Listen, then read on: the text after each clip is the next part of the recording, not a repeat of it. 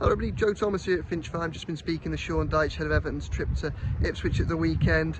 Big game after the international break, obviously a team that are just below Everton in the table, still searching for their first win. It's got to be a game that Everton sees an opportunity and want to go down there and try and get 3 points, but Ipswich will of course also be looking to do the same as they try and get their first 3 points of the season. Injury news was always going to dominate, it was always going to be the big issue going into this game, and there was good and bad news on that front. On the good news, and Dyche had an ankle issue, hobbled off against Malawi last Friday, came on as a second half substitute on Tuesday. He's returned to the group and he's been training with Everton today, so that's a real positive.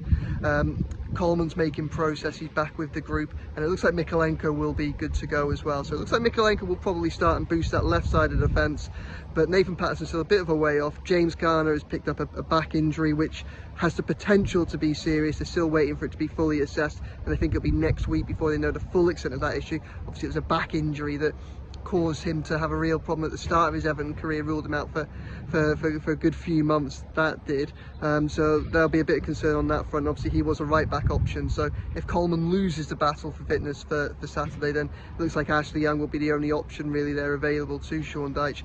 Question mark over Jared Branthwaite.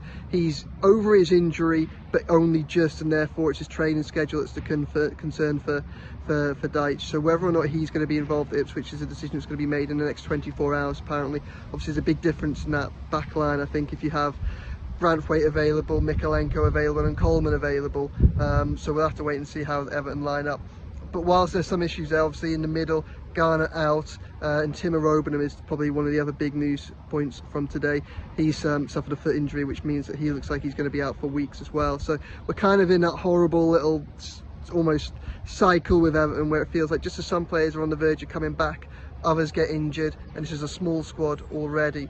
But some good news on Dyche, and hopefully some good news on Mykolenko, Coleman, and we'll see about Branthwaite as well as Everton head down to Portman Road on Saturday. I'll be making the trip down with my colleague Chris Beasley tomorrow, so stick with the Echo for all the coverage we can. There'll be plenty to read and listen to over the coming days. Thanks for joining us.